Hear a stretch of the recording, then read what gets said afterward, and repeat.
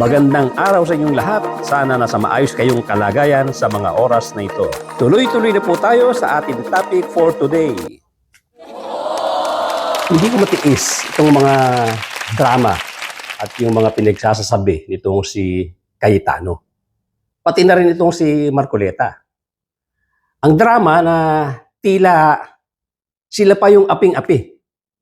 Na sila daw yung laging sumusunod sa batas at para bang ang lahat ng nakapaikot sa kanila ay lumalabag sa batas. Sila yung mga masunurin sa batas, sila yung nasa tama at lahat ng tao, pati yung mga government agencies na gaya ng NBI ay violator ng batas. Sila lang ang nangangalaga at sila lang ang sumusunod sa batas. Hayop talaga.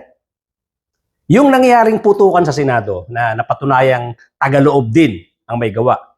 Di nila binabanggit ngayon, di nila binibigyan ng pansin ngayon dahil napatunayan na puro kasinungalingan ang pinagsasabi nila Alan, Pia, Loren, Jinggoy, Robin at iba pang mga naiwang tao doon sa Senado noong gabing yun. At kahit ang tuluyang pagbagsak ng kredibilidad ng Senado dahil nga doon sa ginawa nilang drama na nakapaikot sa pag-agaw nila ng presidency ng Senado, yung leadership ng Senate, at yung pagsagip nila kay Bato de la Rosa na naging mitya para maagaw ni Alan Peter Cayetano ang liderato galing kay Senator Tito Soto. Ito ay pilit pa rin nilang ginagawa ng istorya para baliktarin ang katotohanan at ibunton ang sisi sa minorya na pinamumunuan nitong si Senator Tito Soto. Ngayon nga na-aresto na itong si Jinggoy Estrada at nakalaya sa pagpiyansa doon sa kanyang bailable offense. Meron pang posibilidad na lumabas na rin yung warrant niya para naman doon sa plunder na non-bailable offense. At anumang araw, siguro next week, tinatayang nakalinya na rin ang iba't iba pang ipa-file na mga kaso para sa mga senador na kabilang sa majority na pinamumunuan nitong si Alan Peter Cayetano. Ito naman ang pinagbubuntunan ng kasinungalingan ng grupo ng majority. At unang-una na dyan si Alan Peter Cayetano. Ito daw ay plano ng minority para maubos ang majority at lumabang sa bilang ang minority. Kung hindi ito matatawag na propaganda, pwede na nating sabihin na napakabobong argumento nito. Ginawa ito ng mga kasamahan mo, Alan Peter, na matatakaw at magnanakaw. Bakit mo isinisisi sa ibang tao? Mga demonyo kayo. Pakinggan natin itong si Cayetano.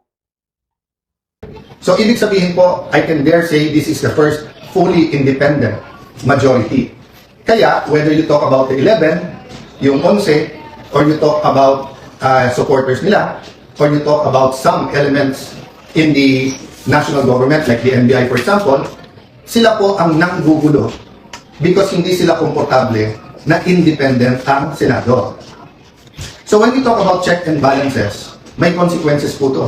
So for example po, bilang check sa executive, meron pong impeachment process. So hindi pa po kami nakakaupo or bagong upo pa lang. May mga bishops, may mga business groups, may mga schools. Naglabas po lahat ng mga statement na kailangan independent, kailangan impartial yung impeachment.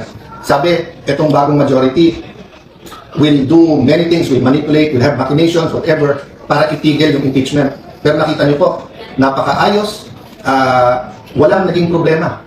So, yun po ang sasabihin ko sa inyo. Impartial, ibig sabihin po, base sa ebidensya, tamang proseso. Ang problema po kasi sa ibang statement, nasa utak nila ay ang impartial convict na. O, ganun din sa kabila, yung sinasabing impartial ay acquit na. Wala pa nga home trial eh. So, hintayin natin ang trial at bantayin natin araw-araw. Pero nasaan po ang sense of truth? Doon po sa mga nag-issue ng statement na ngayon nakikita nilang tama ang pamamalakad at maganda at hindi issue po. Maganda po ang takbo tungo doon sa impeachment. Maganda ang schedule. Wala hong nag-statement na mali pala yung una nilang statement. Okay lang po yun. That's your right. Ang sinasabi ko lang po, kung anong itatanim nyo, lalo po yung mga namumuno ng mga eskwelahan, binabantayan kayo, gagayahin kayo ng mga bata. So dapat, pag tayo gumawa ng statement with integrity, with truth. Ganun din po, yung events na nangyari po noong Tuesday.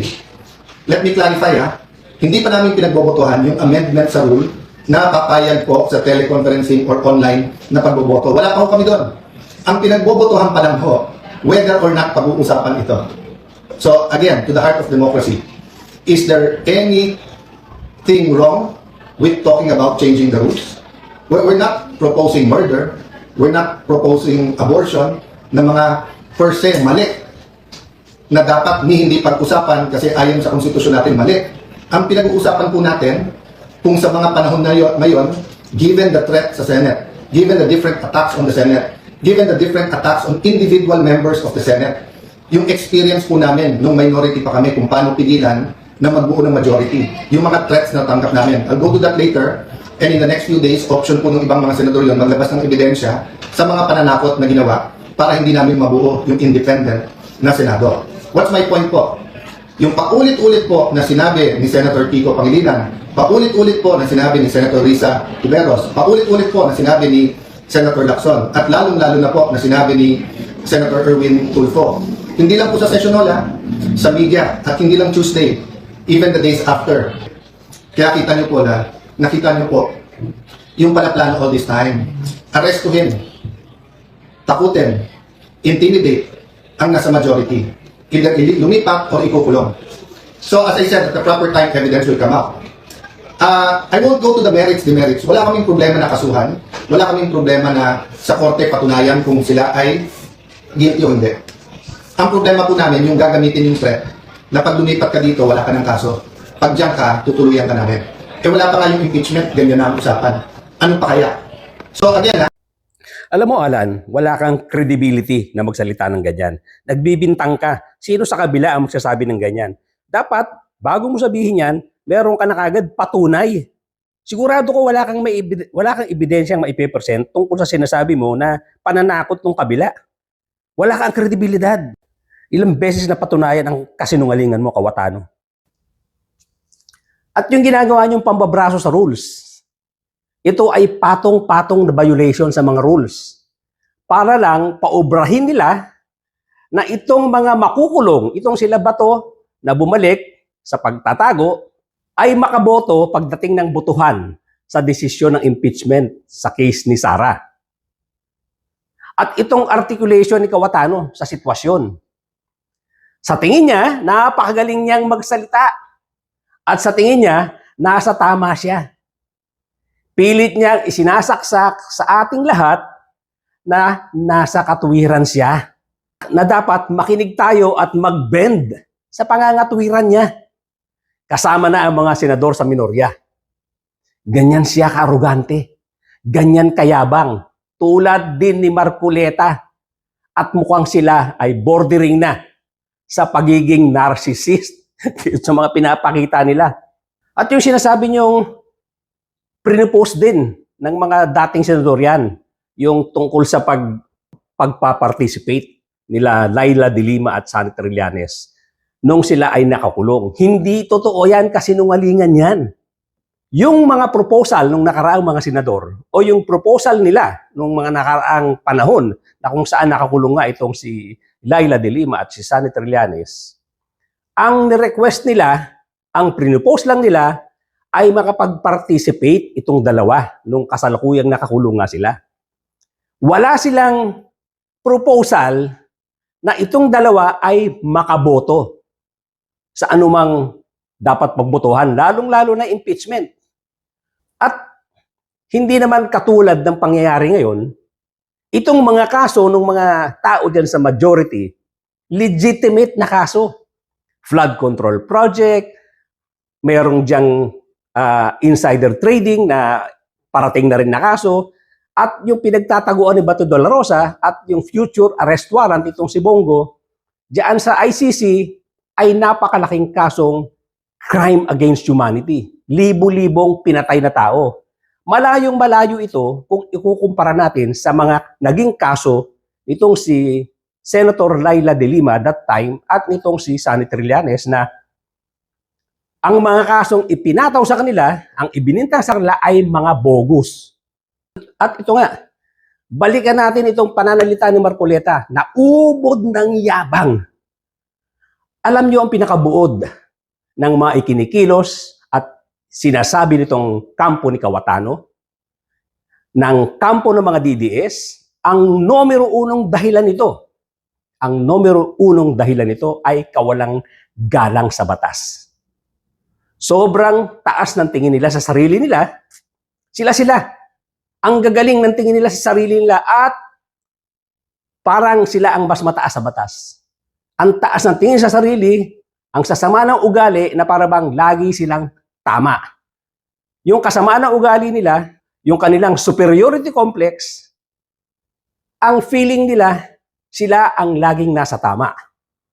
Yan din ang ugaling namana nila kay Digong Duterte, kay Sara at yung mga magkakapatid na Duterte na iniidolo ng mga taong ito.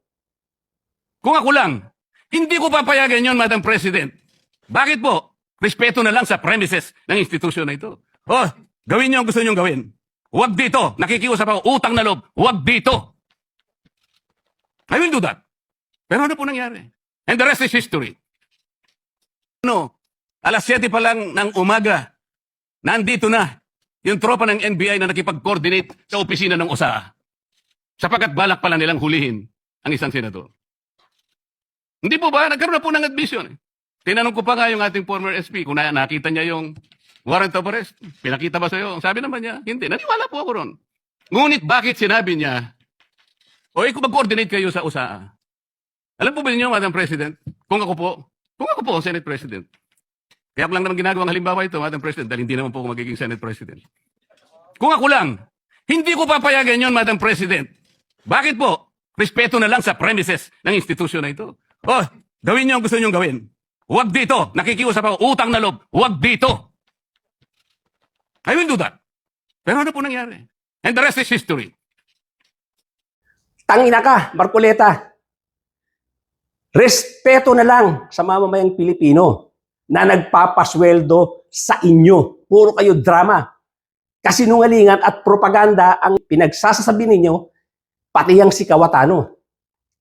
Marcoleta, kahit senador ka, kahit abogado ka pa, kahit naging congressman ka pa, katulad ko rin, bobo ka. Hindi ka mas mataas sa batas. Walang sino man sa inyo kasama si Baba, si Cayetano, si Robin, si drama queen Pia Cayetano at itong best supporting actress na si Lauren Ligarda ang mas mataas pa sa batas. Kasama na ang building ng Senado, pati ang compound ng Senado.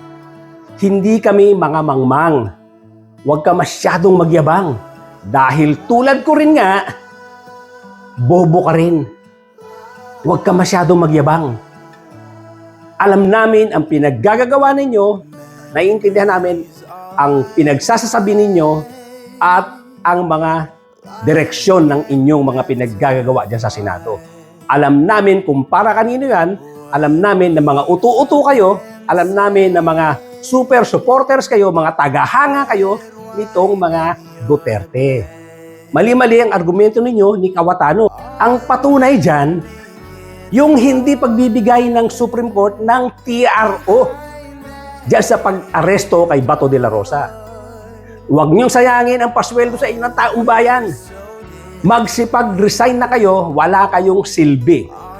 Wala kayong silbi sa mamamayang Pilipino.